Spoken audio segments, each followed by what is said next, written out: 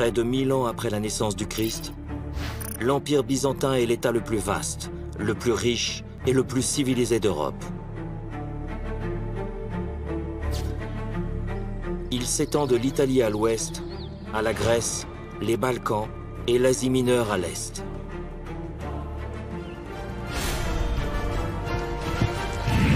À sa tête, l'empereur Basile II.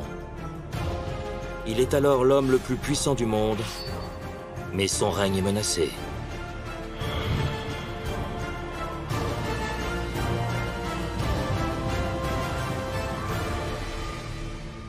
Comme dans tous les empires, les politiciens devaient rester sur leur garde. Au cours du règne de Basile, se produisent une série de révoltes mettant en cause sa légitimité. L'empereur a alors besoin de soldats capables de supprimer les révoltes internes et de garantir la sécurité de son empire. Et pour les obtenir, il conclut un accord.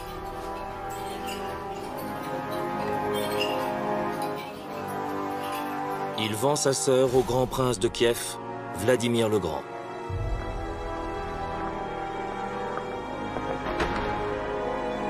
Vladimir est un descendant de vikings suédois et dirige ce qu'on appelait la Rousse de Kiev. Vladimir le Grand était un guerrier sanguinaire. C'était le prototype même du viking. Il concentrait tout ce qu'il y avait de plus vil en l'être humain. Il a eu près de 800 concubines, des dizaines de femmes. Il n'hésitait pas à se livrer au sacrifice humain juste pour intimider ses adversaires. C'était un tyran sanguinaire. En échange de sa sœur, Basile obtient exactement ce dont il a besoin. 6000 guerriers parmi les plus féroces de la planète. C'est ainsi que naîtra la garde Vareg, le corps d'élite de l'armée byzantine.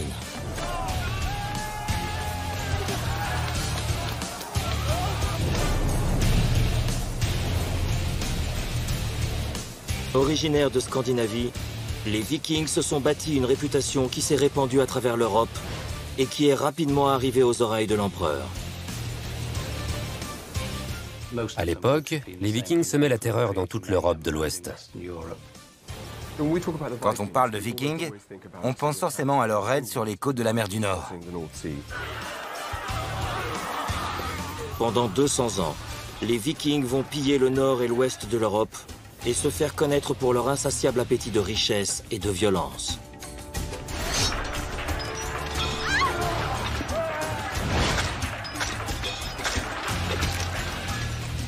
Les Vikings étaient très intimidants. Ils étaient tatoués, virils et très violents. C'étaient des guerriers impitoyables qui n'hésitaient pas à massacrer leurs opposants. Mais ils n'ont pas tous mené ces raids à travers l'ouest de l'Europe. Les plus malins n'allaient pas à l'ouest, mais à l'est.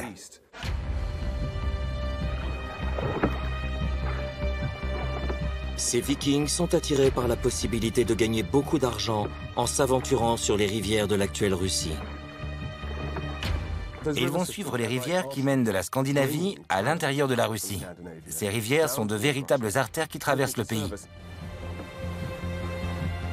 Ils vont offrir leurs services aux chefs de guerre des régions qu'ils traversent. Comme les Vikings qui répandent la terreur à travers l'Europe occidentale, ils sont munis d'un terrifiant arsenal.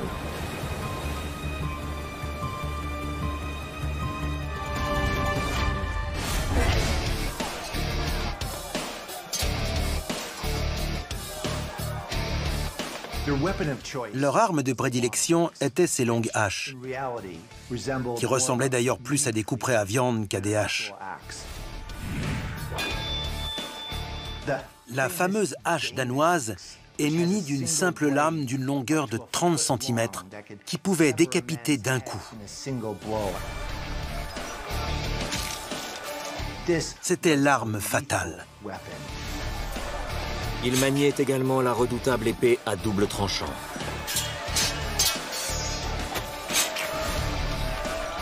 et la lance. Ces lances avaient plusieurs avantages. Elles étaient légères, ne coûtaient pas cher et se fabriquaient rapidement. C'est une arme de choix. Martin Holtman est un expert en armes vikings. Il nous explique les avantages de l'utilisation de la lance sur les champs de bataille.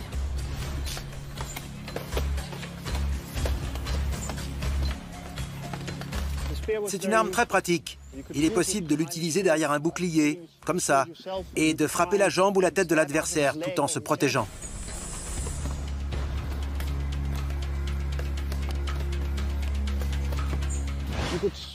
Je pourrais ne pas avoir de bouclier. Disons qu'il est un de mes compagnons d'armes. Je me mets derrière lui et pendant qu'il me couvre, je frappe avec ma lance. Je bouge, je frappe, je bouge, je frappe, tout en étant protégé.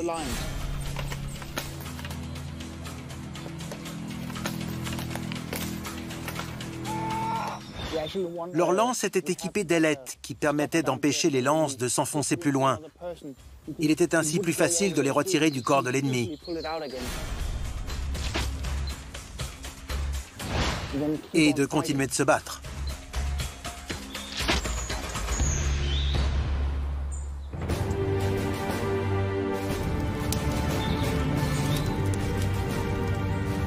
Ces mercenaires se font appeler les Vareg, ce qui signifie amis, jurés et unis.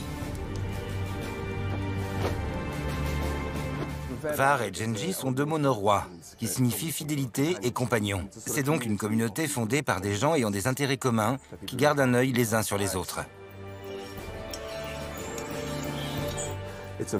Ils ont un mode de vie très brutal, très viril. Ils sont surtout obsédés par le prestige et la richesse.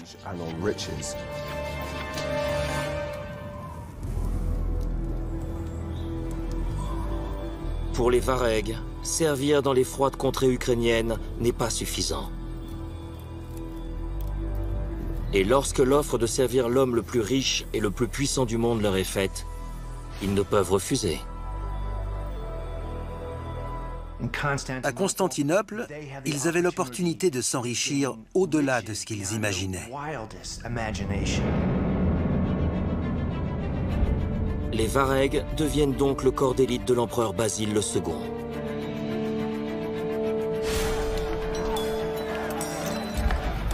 Leur première mission sera d'écraser les révoltes internes. Une rébellion contre Basile II était menée par un homme appelé Bardas Phokas, qui s'était autoproclamé empereur. La propre garde rapprochée de Basile s'était rangée du côté de Phokas. Basile a donc utilisé les Vareg pour réduire cette rébellion à néant.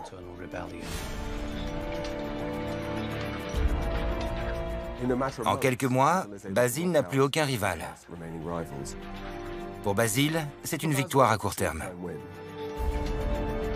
Après avoir aidé Basile à sécuriser sa place à la tête de l'Empire, la garde Vareg se voit confier une autre tâche, le protéger dans la capitale impériale.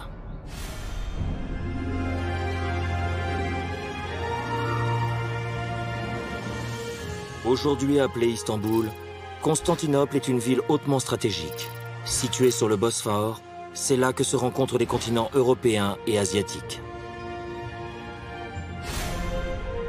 Et au XIe siècle, sa beauté n'a pas d'équivalent.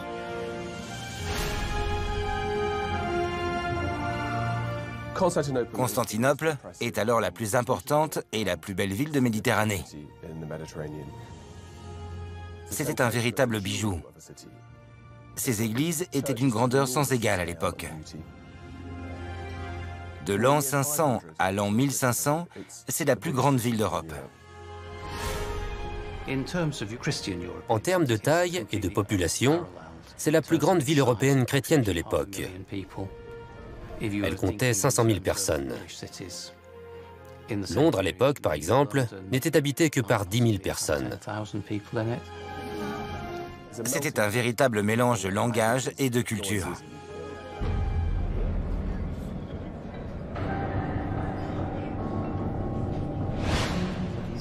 Mais Constantinople est un endroit dangereux, surtout pour un empereur. La cour byzantine fut le théâtre de nombreuses intrigues.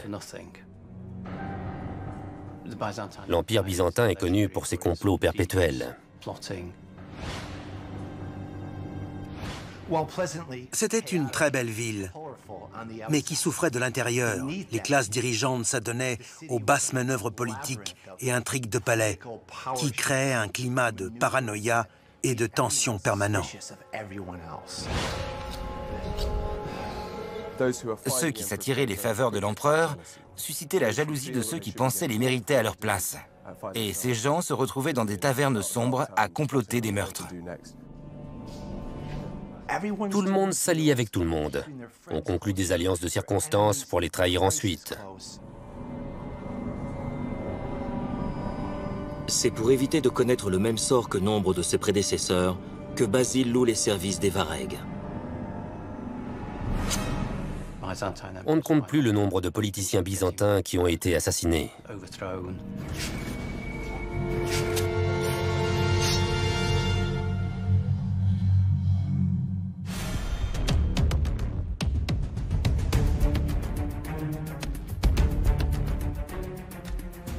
Les Varègues deviennent donc la garde rapprochée de Basile II. Ils ont pour mission de surveiller les bâtiments importants de la ville, de garder en permanence les palais impériaux et d'accompagner l'empereur lors de ses déplacements, lorsqu'il se rend à l'église par exemple.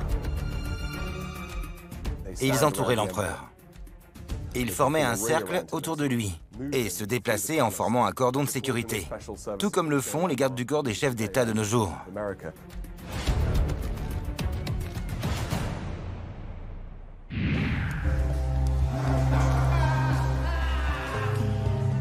La garde Varègue se voit confier une autre tâche. Torturer et tuer pour l'empereur. Ce sont eux que Basile envoie tuer les personnes suspectées de trahison.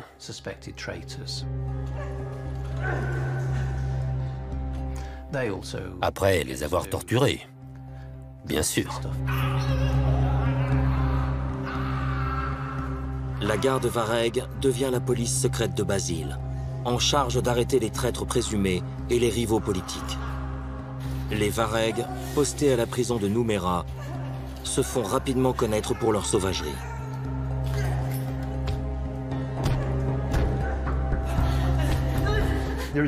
Ils n'hésitaient pas à torturer. Il était commun pour eux de couper un nez ou une oreille. Il y a même des cas où ils introduisaient des excréments humains dans les yeux, le nez et la bouche du prisonnier.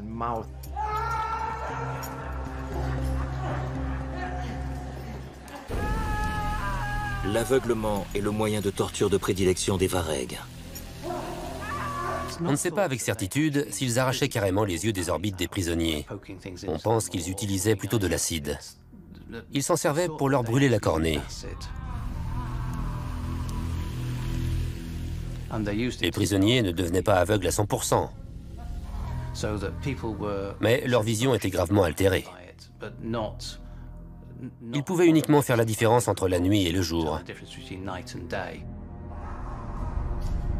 La castration était également une punition populaire sous l'Empire byzantin. Et il ne fait aucun doute que les Varègues n'hésitaient pas à mettre la main à la pâte.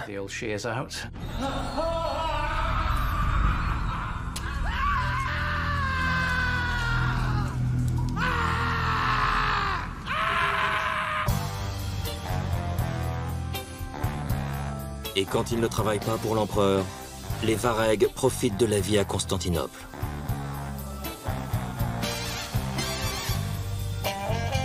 Car la ville a de quoi divertir les jeunes vikings.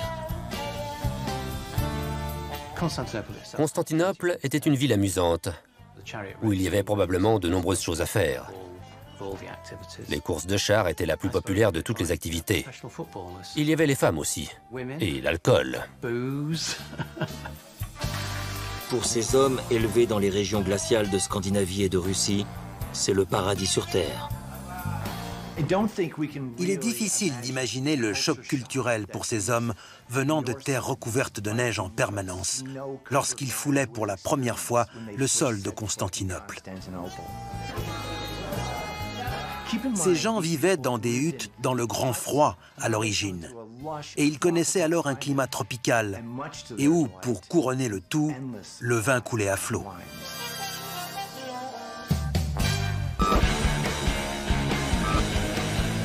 L'élite aristocratique byzantine est alors choquée par le comportement des membres de la garde impériale.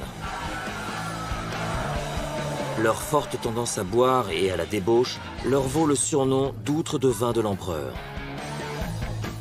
Les Varegs étaient regardés avec effroi par la population de Constantinople. Et il y avait de quoi. Ils étaient ivres 24 heures sur 24. Un poète qui avait été mis en prison par les Varegs a même écrit un poème où il dit qu'il était impossible d'y dormir la nuit parce que les Varegs hurlaient et semaient le chaos en permanence dans l'enceinte du bâtiment.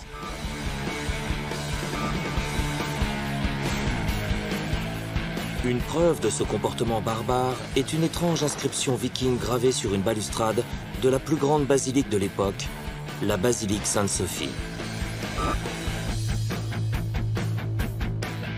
Un peu comme les hooligans lorsqu'ils sont en déplacement et qu'ils ont bu, ils veulent laisser une empreinte en gravant quelque chose sur un mur, par exemple. C'est une manière de marquer sa présence et de montrer à ses petits camarades ce dont on est capable. Sur l'inscription, on peut lire « Halfdan était là ». Il aurait pu faire cette inscription n'importe où, mais il a choisi la grande basilique, parce que c'était l'endroit le plus emblématique de la ville.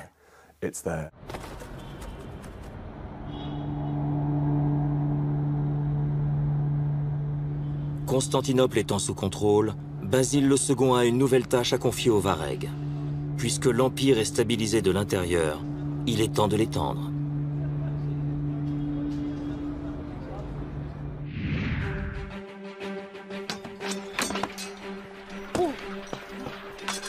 La garde Vareg est alors incorporée à l'armée byzantine.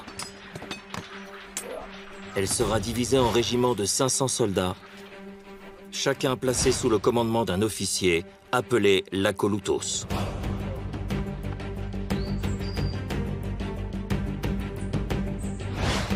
Les Varegs, contrairement aux Vikings typiques, vont apprendre la discipline. Les Varegs vont devoir apprendre à rester agressifs, tout en suivant les ordres. Mais au cours des batailles, ils auront une tâche spécifique. Les Vikings sont habitués à charger tête baissée au combat. Mais l'empereur va se servir des Varegs de manière différente. Il les garde en retrait.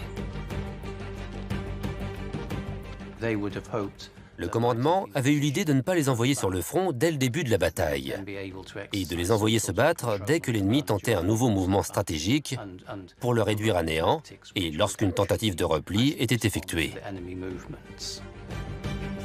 Ce n'est qu'au moment où le combat est le plus rude que l'empereur fait entrer ses unités d'élite en jeu.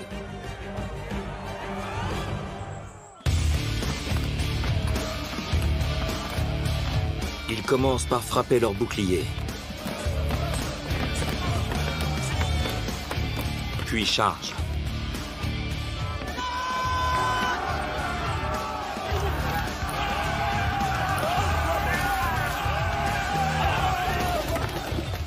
S'il y a une chose qu'on ne peut pas retirer aux Varegs, c'est leur courage au combat.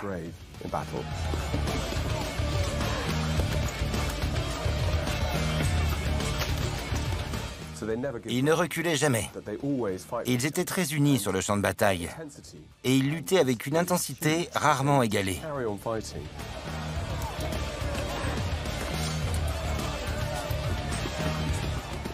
Ils étaient féroces. Et continuaient de se battre jusqu'à la fin de la bataille.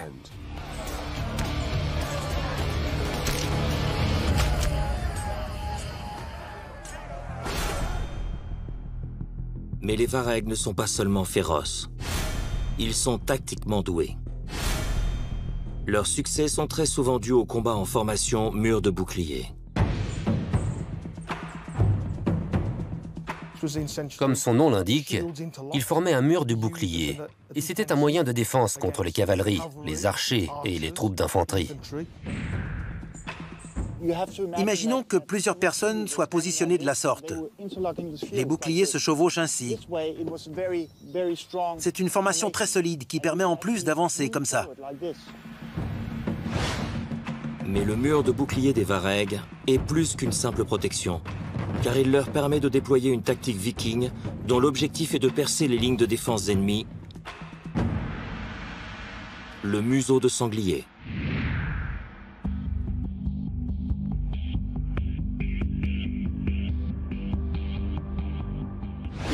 Le mur de bouclier va évoluer et prendre la forme d'une pointe. Les hommes les plus forts se positionnent devant.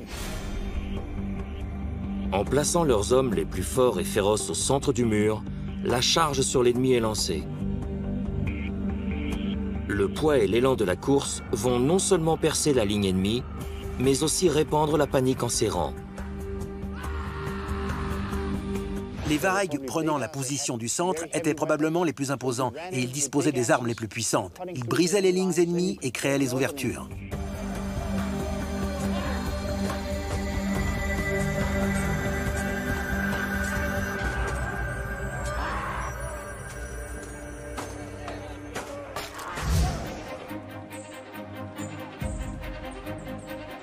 Sous la bannière de l'empereur Basile II, les succès s'enchaînent pour la garde Vareg. Le règne de Basile II est considéré comme un âge d'or de l'Empire byzantin. Et c'est en partie dû à la garde Vareg. Ses armées ne quittaient jamais les champs de bataille. Basile repoussait les frontières de son empire en permanence. Les Varegs luttent corps et âme pour leur empereur et sont au cœur de ses victoires en Syrie, en Géorgie, en Arménie, en Bulgarie, en Grèce, en Macédoine et au sud de l'Italie. L'unité d'élite est devenue fondamentale à l'Empire et ses faits d'armes sont alors connus de tous. Dans la littérature nordique, les Varegs sont décrits comme des personnages très importants. Ce sont eux qui ont permis l'expansion de l'Empire byzantin en se battant sur tous les fronts.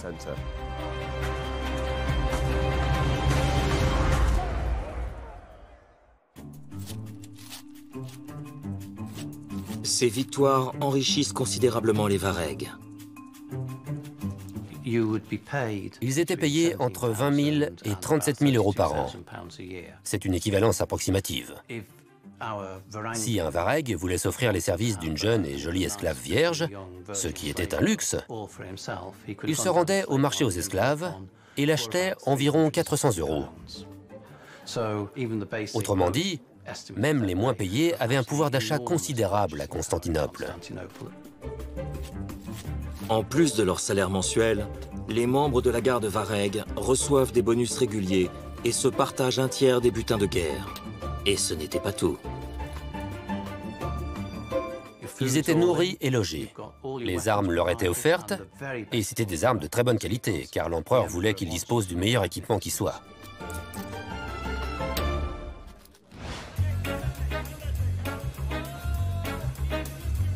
Que faire avec autant d'argent? Le dépenser. On trouvait de tout sur le marché de Constantinople. Ça allait au-delà de tout ce qu'on peut imaginer. Il y avait des épices, des métaux, de l'or, de l'argent. Il n'y avait aucune limite aux dépenses possibles pour ces jeunes hommes. Et c'est en toute logique qu'au début du XIe siècle, de plus en plus de jeunes mercenaires vikings souhaitent rejoindre la garde. Quand les gardes terminaient leur service, ils regagnaient le nord et amenaient dans leurs besaces d'incroyables objets. Les Vikings restés au pays étaient forcément impressionnés par ce qu'ils voyaient. Ils ont motivé nombre de leurs contemporains restés en Scandinavie à suivre leurs traces.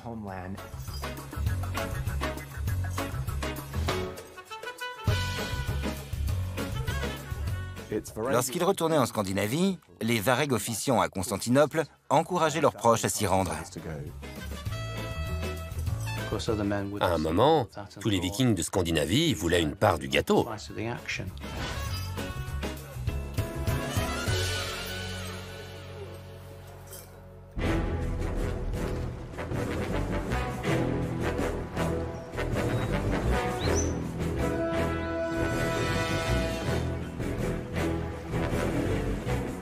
Le succès financier des gardes Vareg était la meilleure campagne de recrutement possible.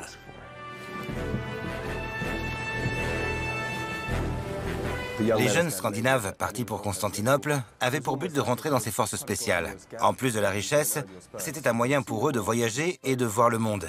Ils avaient la chance de voir des choses qu'ils n'imaginaient même pas. Et également la chance de faire partie d'une unité d'élite respectée et prestigieuse. S'ils étaient loyaux et efficaces, ils gagnaient leur place. Et ils pouvaient ensuite évoluer dans la hiérarchie. Parmi ceux qui font le voyage depuis la Russie, se trouve un guerrier qui va faire entrer la garde Vareg dans la légende.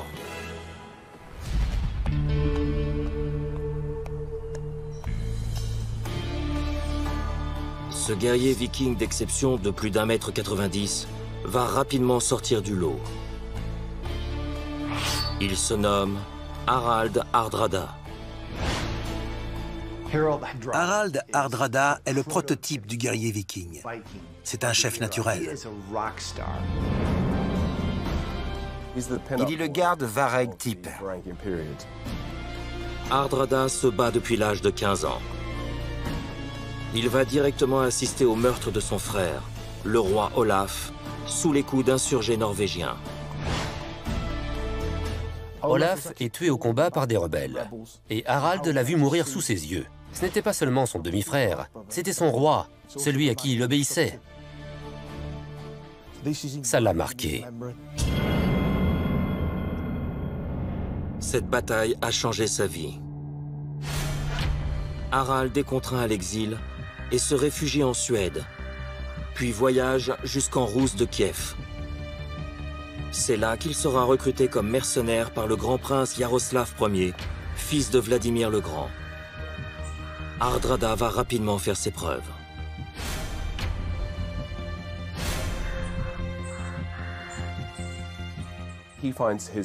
Yaroslav voit très vite en Harald un jeune homme courageux, intelligent, ambitieux et qui a la tête sur les épaules. Hardrada considère qu'il a été injustement rejeté du pouvoir par des hommes qu'il pense moins méritants que lui. Et il a beaucoup de choses à prouver.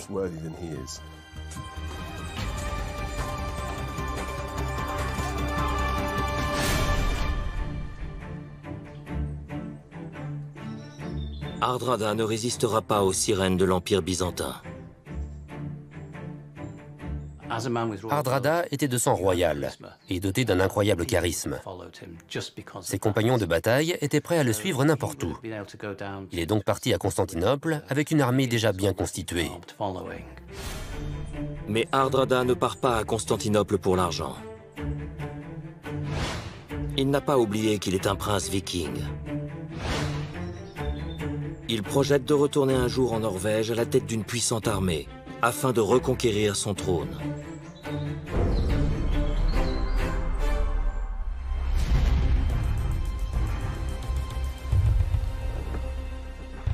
Vers l'an 1033, Hardrada et ses hommes embarquent pour un voyage sur les rivières russes, avec pour objectif d'entrer dans la garde de l'empereur byzantin.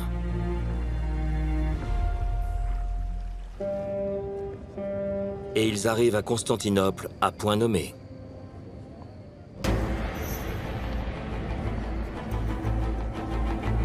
Basile II vient de mourir. Sa nièce, l'impératrice Zoé, et son époux Michel IV lui succèdent. Les nouveaux dirigeants sont sous pression et doivent rapidement consolider leur autorité. Hardrada est l'homme de la situation. C'est un homme de confiance. Il est très efficace et intelligent. Il vaut mieux l'avoir de son côté. Il est tellement au-dessus du lot. Il a de la pratique. Il a participé à de nombreuses batailles. Il sait pertinemment que victoire rime avec tuerie et torture. Il crée des alliances pour les briser ensuite. Il était prêt à tout pour vaincre. En luttant pour la garde Vareg, Hardrada se fait un nom dans tout l'Empire.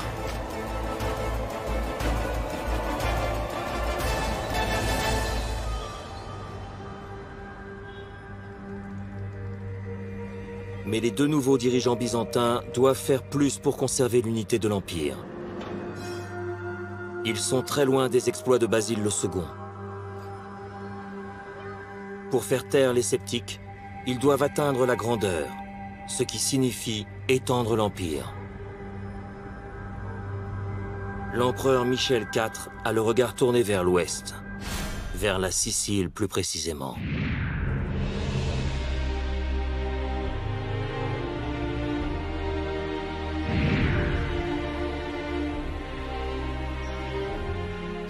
Pour l'Empire byzantin, la conquête de la Sicile signifiait reprendre ses anciennes provinces occidentales. Pendant des siècles, la Sicile a été sous autorité byzantine. La Sicile est le centre névralgique de la Méditerranée.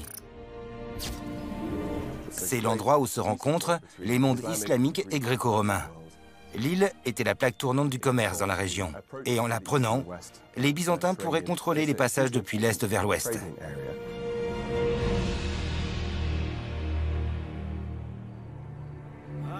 Mais l'île est à ce moment aux mains des Sarrasins. La Sicile était importante d'un point de vue stratégique, car elle permettrait de contrôler les navires venant de l'ouest de la Méditerranée.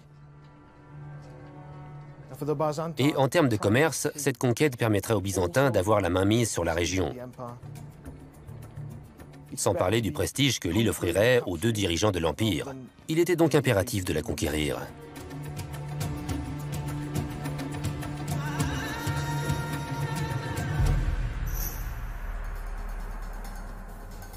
Hardrada débarque sur les plages de l'île et découvre que les Arabes se sont préparés à sa venue.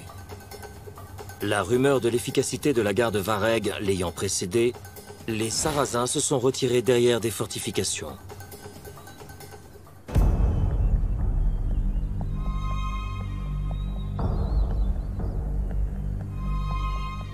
D'un point de vue militaire, c'est le genre d'endroit impossible à conquérir. La ville se trouvait derrière d'immenses remparts. Cette citadelle pouvait tenir le siège pendant très longtemps. Au Moyen-Âge, les gens construisaient des remparts pour leur efficacité. Les châteaux et les villes fortifiées étaient très rarement pris.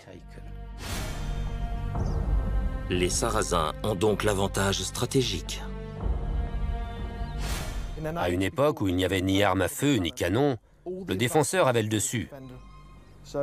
Les assaillants devaient faire le siège et attendre, en espérant qu'une maladie se propage dans la ville ou en attendant qu'il n'y ait plus de vivres. Personne de sensé n'aurait pris d'assaut une ville fortifiée alors que les gens jetaient des pierres, de l'eau bouillante et des lances par-dessus les remparts. C'était une opération militaire très compliquée et généralement vouée à l'échec.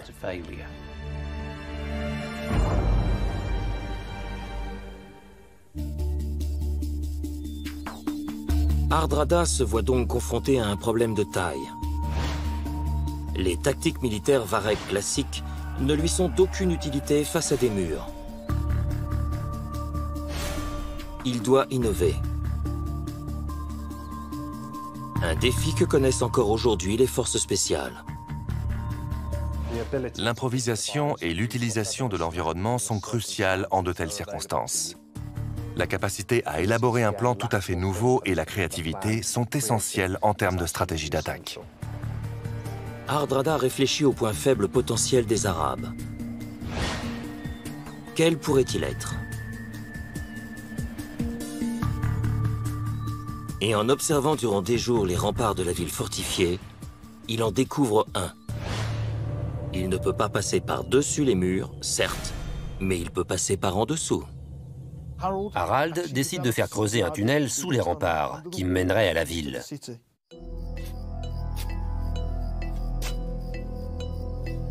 Hardrada choisit un endroit proche d'une rivière, à l'abri des regards des Sarrasins, où ses hommes vont commencer à travailler. Et pour empêcher tout amoncellement de terre suspect, il l'a déversé dans l'eau pour détruire toute trace de leurs travaux. C'était brillant. Quand Harald pense être enfin passé sous les remparts, il va attendre le bon moment.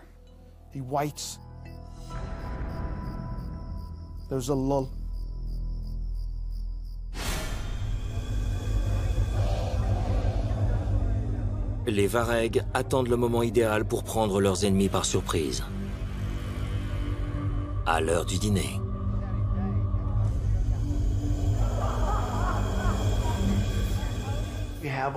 Les Sarrasins mangent, boivent et sont tranquilles, car ils sont persuadés que personne ne pénétrera jamais leur ville.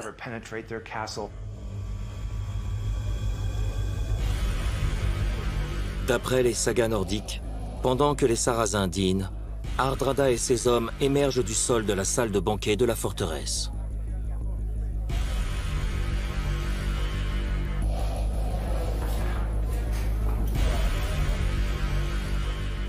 Et les Varegs pouvaient se mettre au travail.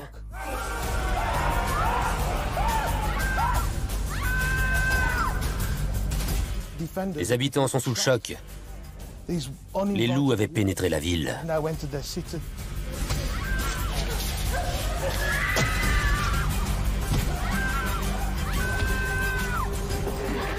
Ce fut un vrai massacre.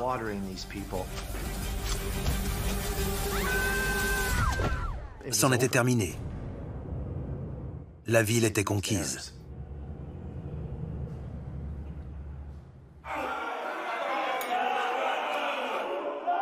La victoire est stupéfiante.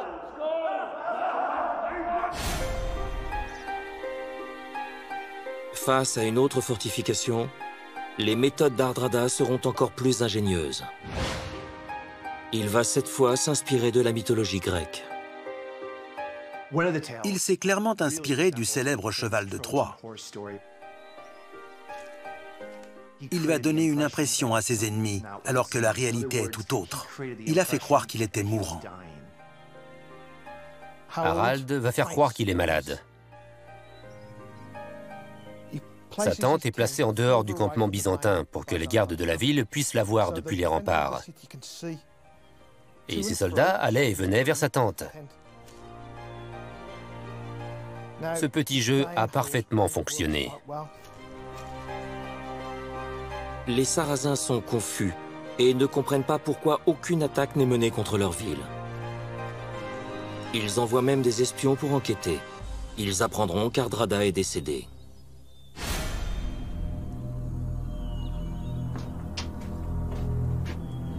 Une délégation de Varegs est ensuite envoyée aux portes de la ville pour faire une étonnante requête. Ils disent aux habitants de la ville qu'il est important pour eux d'enterrer leur chef dans leur église et qu'ils sont prêts à payer pour ça.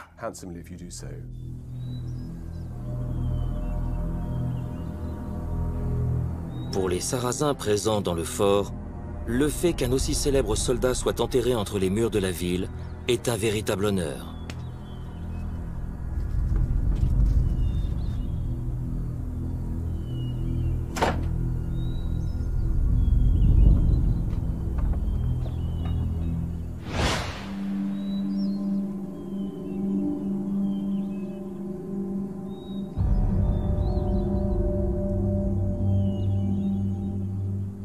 Les Varegs portent le cercueil pour la cérémonie religieuse à laquelle vont assister tous les habitants de la ville.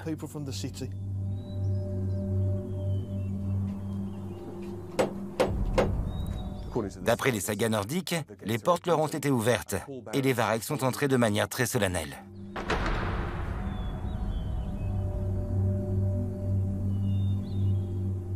Ils posent le cercueil au sol et bloquent ainsi les portes de la ville.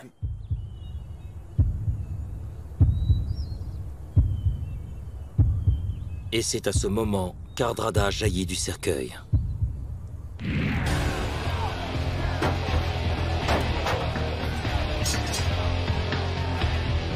Les Varegs sortent leurs épées dissimulées sous leurs vêtements et tuent les gardes de la ville.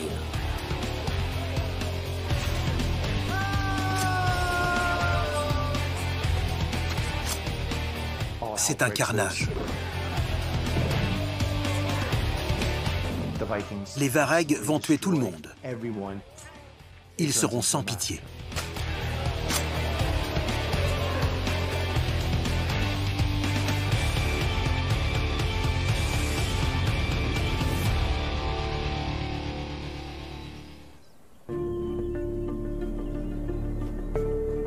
Mais le plus brillant plan d'Hardrada reste encore à venir.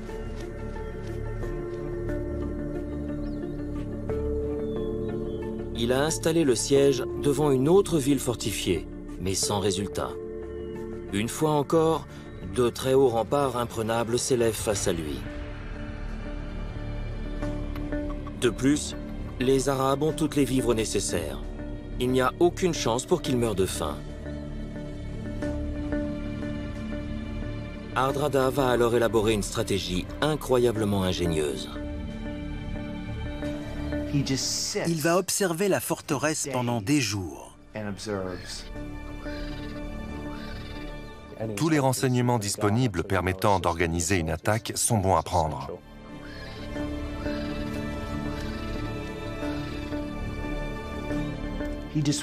Il observe la ville et se demande comment il pourrait la conquérir. La procédure de reconnaissance sert à repérer les faiblesses et les habitudes de l'ennemi.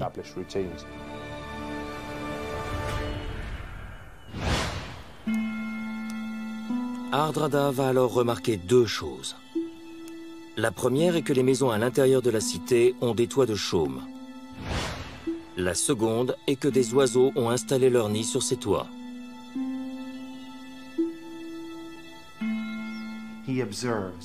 Tous les matins, il voit des oiseaux voler depuis les toits de chaume du village jusqu'aux champs voisins, puis regagner leur nid le soir.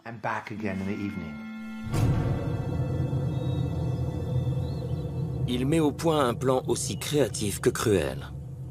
Il ordonne à ses hommes de capturer autant d'oiseaux que possible.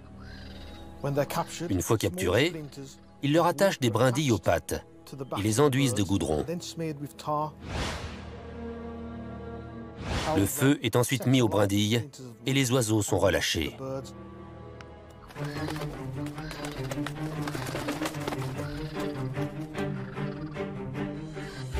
En feu, les oiseaux retournent à leur nid et incendient les toits.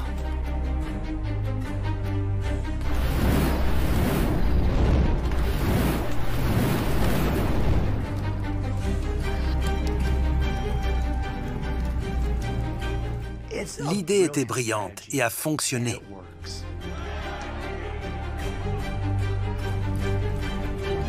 Très vite, la ville est en flammes.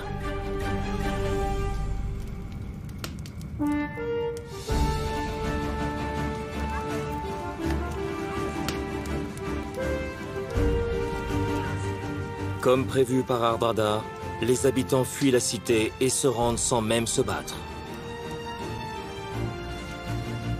Les Arabes étaient paniqués, car leur ville était en feu. Ils se sont directement rendus au Vareg.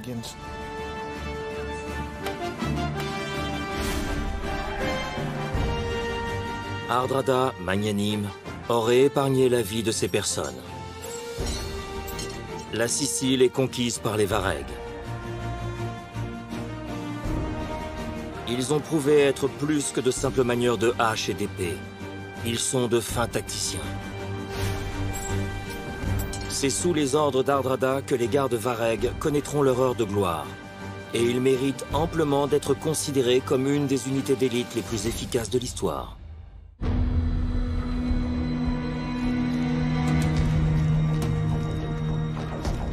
Mais après 9 années de service, la carrière d'Hardrada au sein de la garde se termine mal. Il est fait prisonnier pour avoir détourné des trésors impériaux. Il parviendra cependant à fuir Constantinople pour se réfugier à Kiev. Il retournera ensuite en Norvège, où il sera sacré roi en 1046. Mais reprendre le trône de Norvège ne lui suffira pas. Et 20 ans plus tard, en 1066, alors qu'il tente de conquérir la couronne du royaume d'Angleterre, il sera tué au cours de la bataille de Stamford Bridge.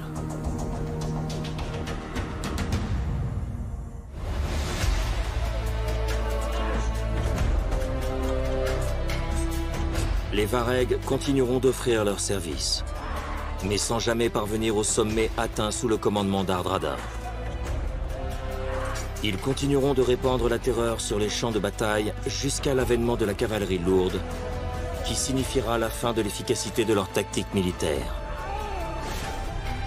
Et au XIVe siècle, les empereurs ne feront appel à ces guerriers que pour les cérémonies officielles.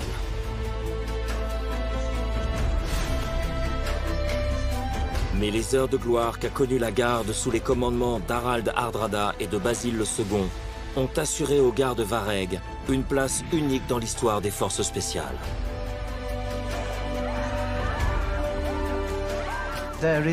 Ces hommes étaient très courageux, car ils n'hésitaient pas à quitter leur terre pour connaître et conquérir de nouveaux horizons. C'étaient des pionniers, des explorateurs, mais aussi de brillants militaires et de grands stratèges.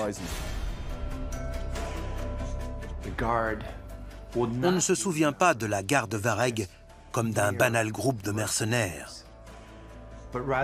mais comme les fiers héritiers d'une tradition de guerriers qui combinait muscles et cerveau, et était surtout alimenté par un insatiable désir de vaincre, quel qu'en soit le prix.